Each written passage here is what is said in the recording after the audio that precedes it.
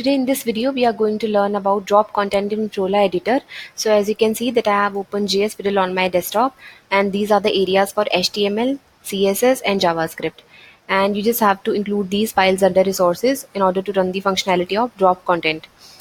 So drag and drop is a great interference solution. All you have to do is you just have to hold the button, hold the mouse, and then release where you want to drop the image or the content. So same with the text, you just have to hold the mouse and drop where you want to insert the text. Here we have given a hello, so you can change the text as per your need. Like I am going to change it here.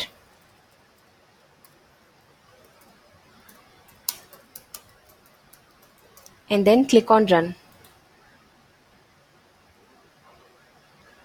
So if you will hold the mouse and then release here, then it will going to display AppWork IT solutions. So in this way you can use this parameter, and it is a very nice feature because taking something and dragging and dropping it is very clear and simple way to do many things.